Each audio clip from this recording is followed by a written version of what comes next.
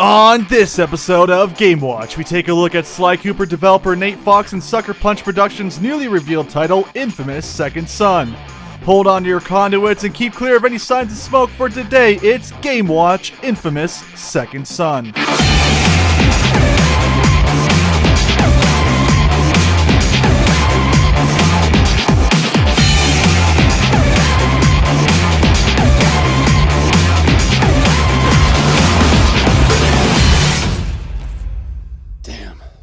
Meeting new people. Infamous Second Son is a superhero game set 7 years after the good ending of the second game. Although the actions of Cole McGrath inside of Infamous 2 should have eradicated all the superhumans or conduits in the world of Infamous, it ended up failing to wipe out all those outside the blast radius. In comes our new hero, Delsin Rowe. Delsin, a 24-year-old graffiti artist, has no real direction in life until he runs into a conduit, of which then he obtains the power to control smoke. Delsin never had any powers before his encounter with the first conduit he's ever seen. Overwhelmed, he takes this newfound power to fight back the oppressing government police force known as the Department of Unified Protection, or DUP for short.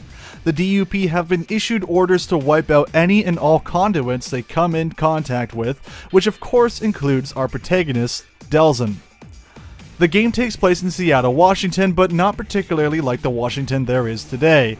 It turns out the Big Brother program has made its way to Washington in a big way, and the government has placed cameras on every street, included with police checkpoints almost everywhere you go. The city actually seems to be in a borderline martial law-like state, and I wouldn't be surprised if it comes to that given the amount of new conduits appearing within the city. The gameplay inside of Second Son features mainly smoke-like powers in what's been revealed so far. Although the developers have pressed the notion that these are not the only powers that will be available for Delsin, for he has the ability to absorb powers from other conduits, which means that the possibilities of amazing powers is potentially limitless. From what's been seen though, Delsin can quickly phase in and out of his physical form and evade and dash around enemies. He can also travel through vents and other grates to allow him for quick access from the bottom to a top of a building. Delsin can absorb energies around him and be able to hurl powerful gusts of smoke and debris into enemies, allowing for some devastating damage. Alongside that, he wields a chain on his right arm that he supercharges with his powers to enable extremely powerful blows to enemy forces. You will also be able to scale buildings and hover in the air, much like you've seen inside of the previous games. The environments inside of Infamous are destructible, but from what's been seen and reported on in interviews with Nate Fox, who's the lead designer of the dev team, you can only really destroy towers, bridges, cover, blow up vehicles, and the like, but you cannot destroy buildings or deform the terrain, which is kind of a shame, although it could always be possible to be added later on. Graphically, the game looks to be one of the best looking next-gen titles so far, with the way the environment looks with the addition of the wild effects and cool art design.